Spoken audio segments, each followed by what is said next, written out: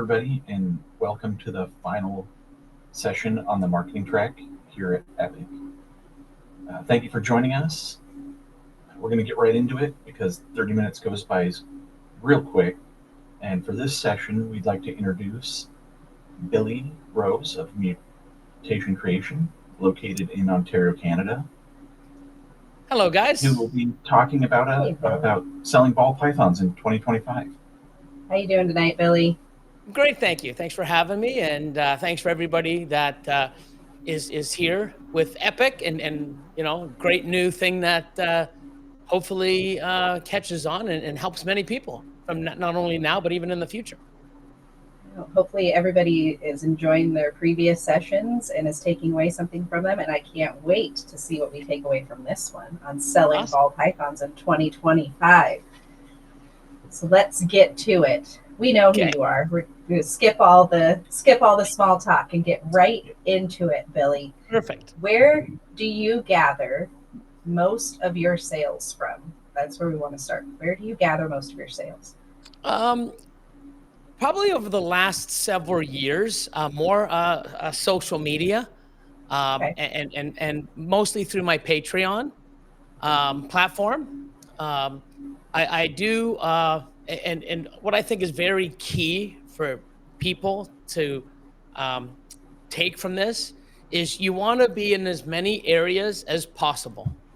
I'm on MorphMarket. I have a website. I have a Husbandry Pro store. I do YouTube. I do Instagram. We have a Canadian space here, like a classified called Kijiji, which I do my lower end stuff on that once in a while. It's comparable to your Craigslist.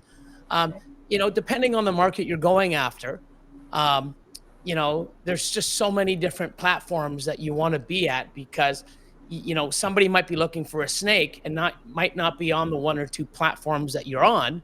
But if you're on multiple, you're being more exposed.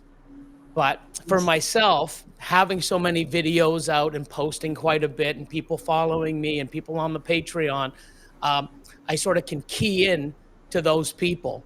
And for myself, where I'm at, I like to sell stuff in groups or for the person's needs, where somebody just getting into the community or in their first reptile or snake, they're going to probably see it more at a show or at a store. Right? I try to get into them, say, so what do you need? What are you trying to get after? Here's a piece that can help.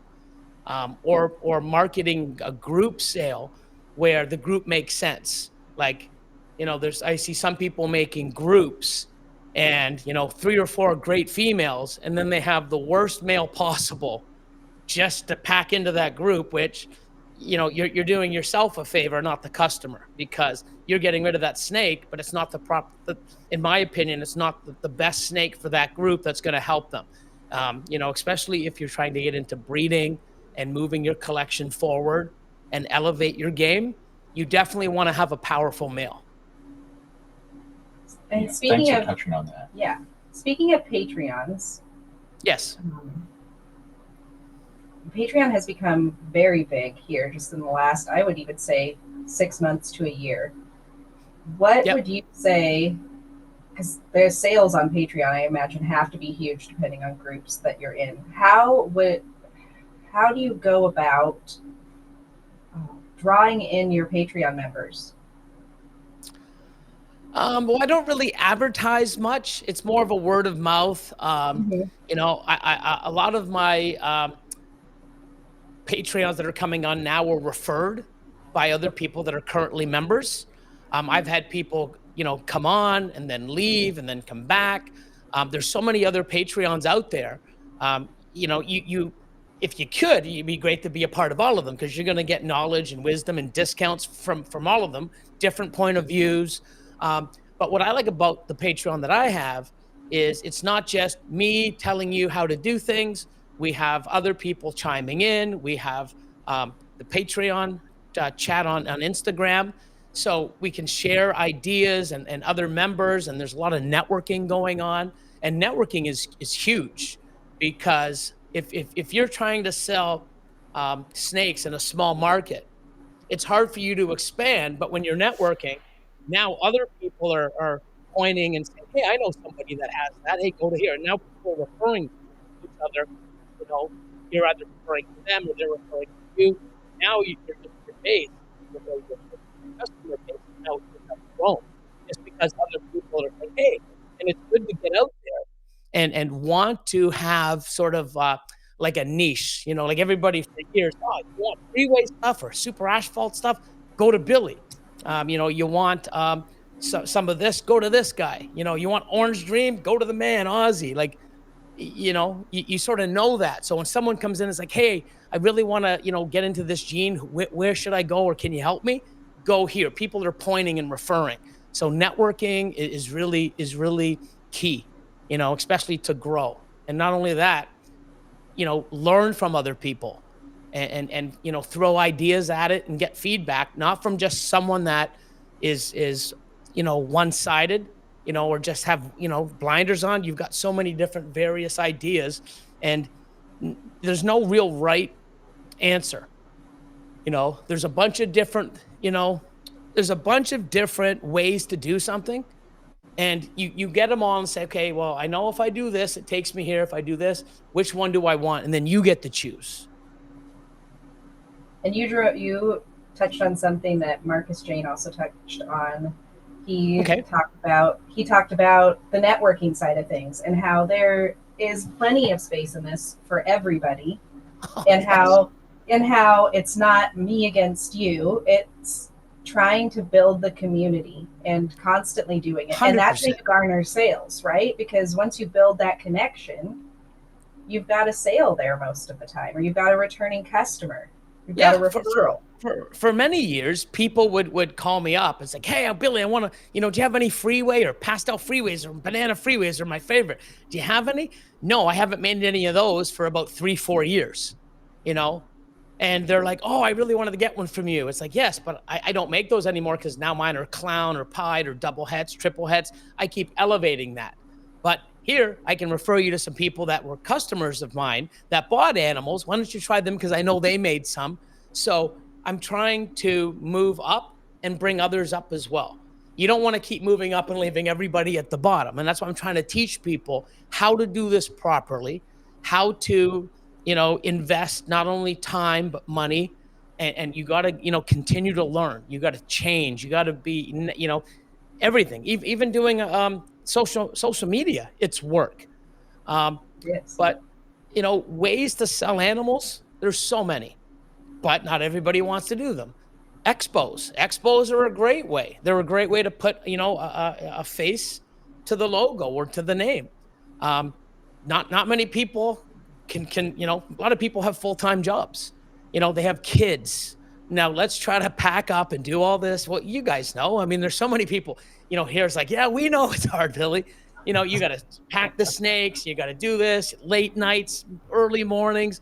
It's constantly, when you get back from a show Sunday, you're finally getting back to normal Tuesday or Wednesday where, okay, now we got to catch up on everything we missed because of it's just so much. But you get to get those people, you know, people that are trying to get into this, you know, or in this as a business, technically don't go to shows to buy their animals. They deal directly, you know, through MorphMarket with the breeder themselves, because there's different tiers and levels of this. You know, there's high end, there's low end, you know, there's people who just want pets. There's people that want to breed.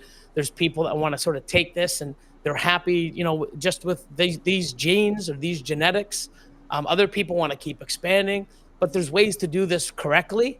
You know, the quantity isn't better than quality. 100%. Thinking back to something you said just a little bit ago and thinking of things like in a new way to keep things fresh, do you have any ways that you draw in the new customers? Because you have returning customers. How do you draw in a new customer in this market? So for myself, posting clutches, posting animals, there's a lot of things that I want to do and I haven't been able to do as effectively as I want. So myself, I'm trying to downsize a little and work with certain genetics. Like I'm dropping off a few so that, you know, I can concentrate more on the ones I really want instead of trying to juggle so many different genes or genetics. But to try to bring new people in, it's being out there, posting on Instagram, doing things on Facebook, doing live streams, posting on YouTube, word of mouth. Actually, I'm going to announce it tomorrow, but next weekend I'm going to be doing a birthday because it's my birthday, April 17th. I'm going to be actually having a 2-day sale here where I did that, last week, but because of the storms up here, not many people could make it. But having people come to your facility and do that. When people message you, help them out. Understand. Like I get so many people message me, "Hey Billy, what do you think I should pair to this?" Well, what do you have? And it's like, well, I wouldn't do this, and this is why. You want to educate people. And what's good is I can sell people animals and make quick money and go, yes, I got rid of those animals. But those people are going to learn that, hey, I didn't do them right. The animals that he sold me isn't really going to do us any good, but man, he made money off us. I would have rather spent more on proper animals. And when those people realize that you sort of took advantage of them, they're going to tell other people, and they're not going to be customers because the way you sort of did them dirty. I would rather help people and give them the right advice, and here you go, and you make the choice. If you still want to buy these animals, which I don't recommend, that's up to you, but at least I've given you my little spiel. Here's what I would do, and this is what you should do, and this is how you take what you want to do to another level and advise them. Because once they do that, I get so many people years later going, "Hey, Billy, I listened to you. Thank God I went that. You talked me out of it because it did me so much better." And, repeat sales. Customers come back because you've taken care of them, not only for dollars, but with helping them with the right animals, for guidance, for advice, educating them properly. So taking time in customer service is huge. 100%. And you know what? You can never do it all. I have people messaging me and I get to them 2-3 days later, like, "Hey, sorry, I'm so busy." And then I don't even get to all of them. So, it's a lot of work, emails, taking pictures. And another thing too is take proper pictures. There's so many pictures that are overexposed and they just don't look the same way. They look great and people buy them and then they get them shipped and they're like, automatic disappointment. I would rather have them, take them. And I only take all my pictures with my phone, So when you look at it, when you get it, it's probably better looking in person than the photo that I sent you. So, yeah, you want it to be a true representation. I'd rather see people be more excited than going, "Oh man, this is what I want that picture. How come?" And they compare it and it really doesn't look the same. And it's very frustrating for your customer and it doesn't look good on you. Well, with that, honesty, right? Honesty is a huge part of, yes, I would think, selling, because you want to go back to somebody who could be trusted, who goes with 100%. Customer service. You have to be straightforward. One thing that I have noticed, and you hear it over and over, and I don't think it'll ever go away, unfortunately, people shipping snakes that shouldn't be shipped or sold 60, 70 gram ball python. I would never do that myself.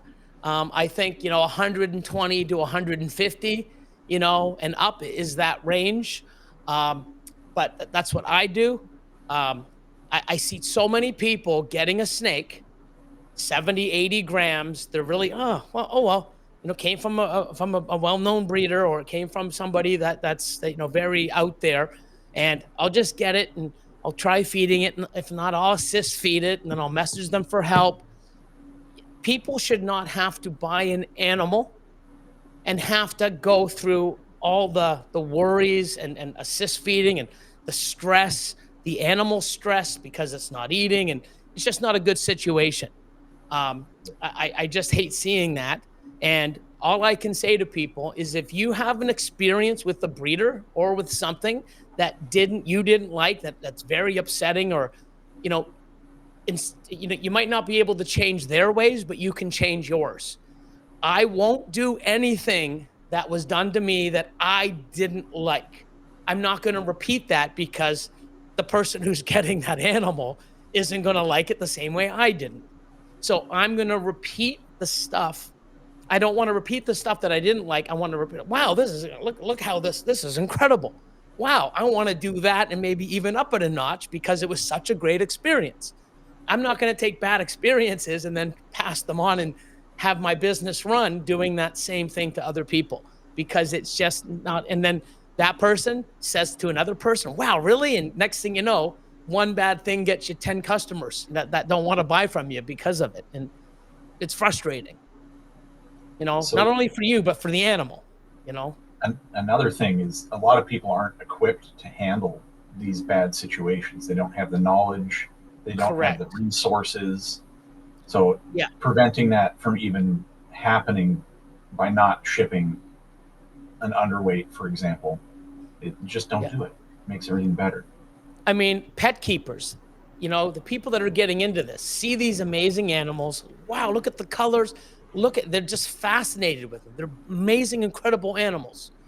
They buy an animal to get it so that they can enjoy it and not, oh my God, I'm stressed out. Now I got to learn to assist feed. Let me Google on YouTube and YouTube how to assist feed. And like, oh my God, I got to do this. It's not good. It's not good to put somebody into that position. No, and you might lose a person who will never buy another ball python again, or will never buy another reptile again. Because of this experience they had. We're trying to bring people in and help them.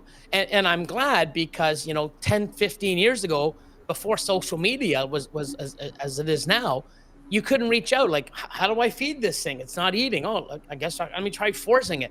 There was more damage done to snakes or animals dying because nobody knew how or didn't want to assist feed because they just couldn't do it. They didn't know how, so they'd rather, maybe it'll eat on its own. Animals were lost because of it. So at least now sharing information is key. And not only that, when you're breeding animals, some animals just won't eat. They no matter how many different things you do. I'm not an expert, but I've fed tens of thousands of hatchlings. Still to this day, there's always some that just don't eat. It's not because I don't know what I'm doing. And I got a great facility and I've got the proper racking and I got everything dialed in the way I like it. Some of them just don't do it. So at some point, you're going to have to do it, but I would rather learn to do it, not because I was shipped an animal that I'm forced to do it. I'm just saying, right? Yeah. So we've talked about customer service. We've talked about being a proper representation of the animals in the industry.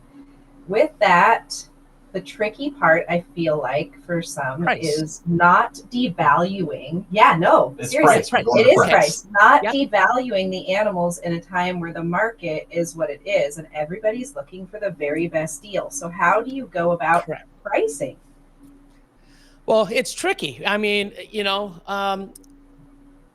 there's things that have come on. Like I'm hearing, MorphMarket auctions are killing the industry.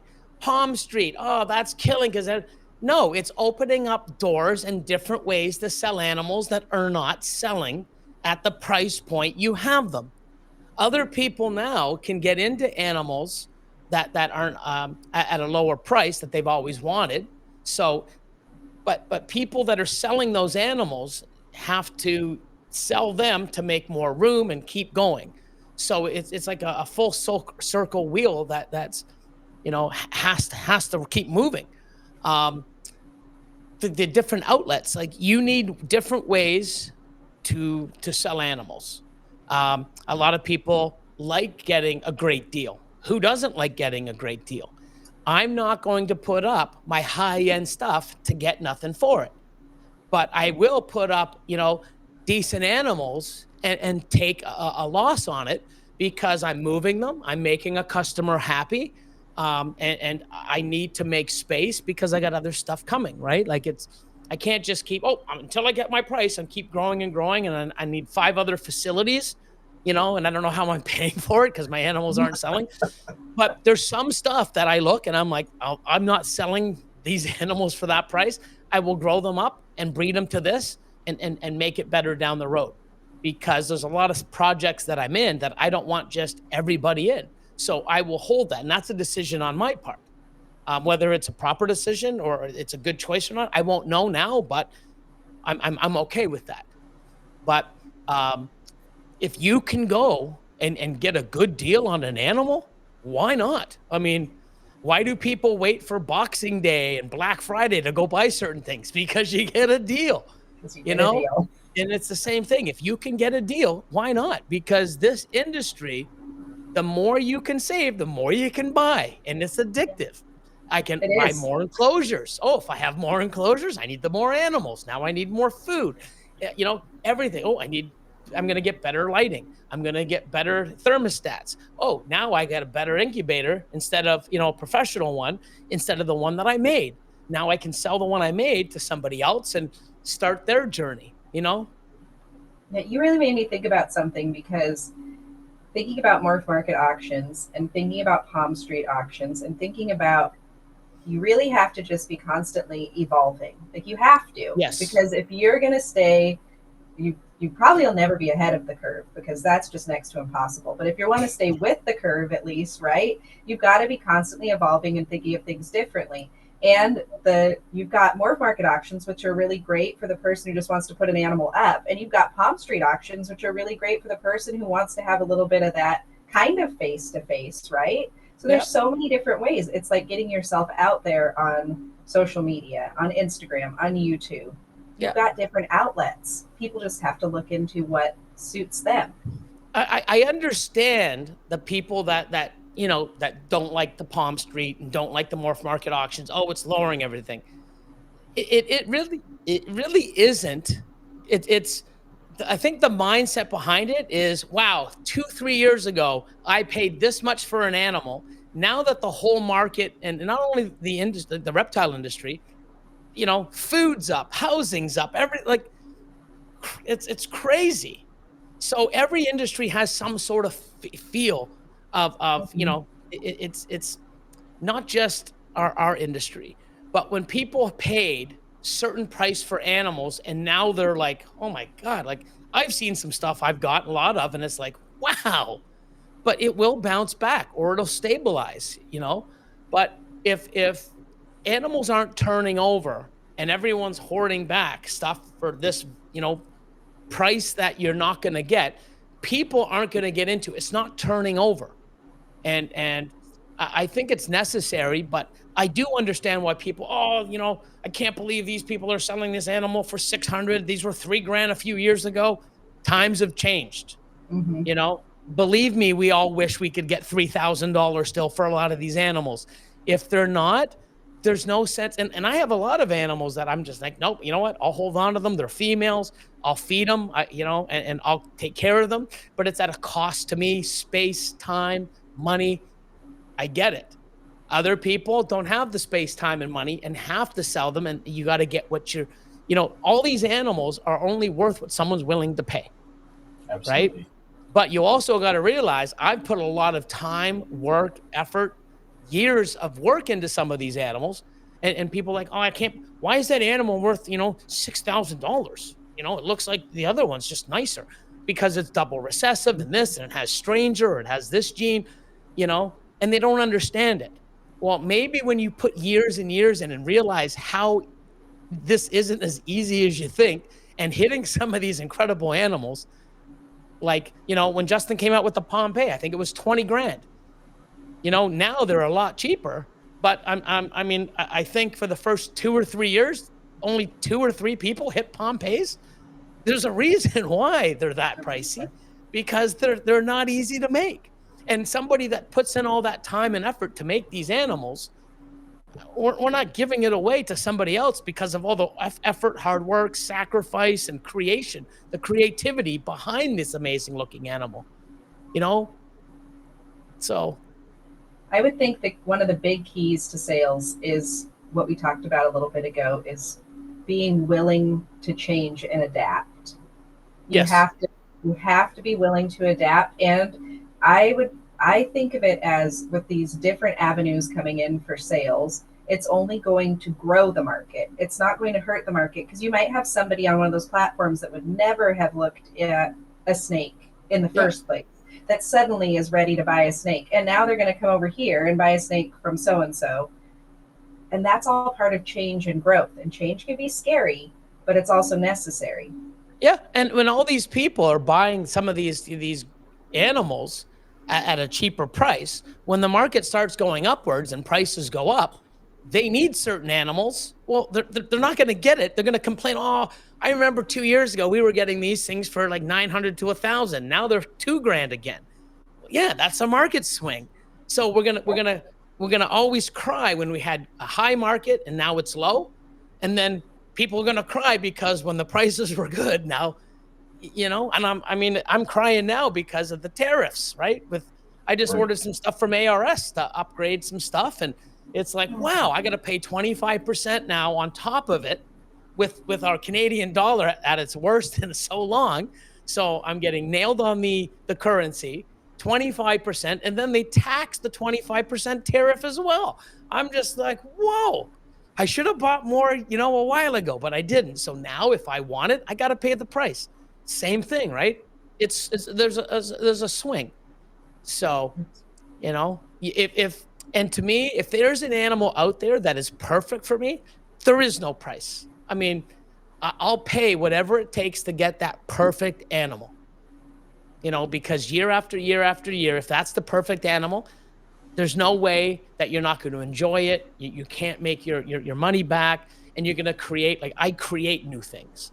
So if I have certain genes that I want that's in the perfect animal, it's going to elevate my collection and what I want to create. There really is no price to that. So I will pay more for an animal that is perfect. So makes a lot of sense. And Billy, as we bring this final session to a close, can you believe it's almost been 30 minutes already? It is, because I yap so much, and I can't believe it. I'm actually stuck to 30 minutes because I talk for hours. It's pretty crazy. We could have talked for hours. Take a bow, sir. Woo! But as we bring this final session to a close and the audience gets ready to head off to listen to the keynote speaker, Josh Willard from Josh's Frogs, what do you hope that the audience watching takes away from this session in regards to being successful with their sales? I think the biggest thing is be in more than one place. A lot of people are like, oh, I'm only going to be here. I'm going to be here. You need to be in as many avenues as possible. You ultimately have that decision. But I see a lot of people complaining when I don't do an expo. I'm only on this. I don't have a website. I don't post. I don't have YouTube. You have one outlet to sell animals. And if that isn't working, you complain. Post in multiple places. Go to an expo. You got to give to get, You can't just make an animal, post it, and expect it to fly off the shelf. You got to take the good pictures. You got to get that picture so people can see it. Just because you put it on MorphMarket doesn't mean people post. Hey guys, I just put it on, and there's so many amazing people that do it. Hey guys, MorphMarket drop on my Instagram. Click here. It takes you there. So just because you have it in one place doesn't mean people are just going to go there. You've got to also promote where the hell it is on other platforms. So, and another key thing, I believe, network. You want to be able to learn as much from other people, get ideas, throw ideas out and get feedback back. Know who's working with what, because if you can deal with someone that and they have a good reputation, I'd rather give them the business than somebody that I don't know just because they have the animal. So it's good and key to network and grow with each other. Billy, we have enjoyed this quick awesome 30 minutes getting to hang out with you. This is a record. The shortest time Billy's ever been on a live stream. It's a record, and we were there to be part of it. Yeah. Thank you, everybody, and we hope that you head over to watch the keynote speaker, Josh Willard of Josh's Frogs. Have a great rest of your night, Billy. Thank you for watching. Bye, everyone. Bye.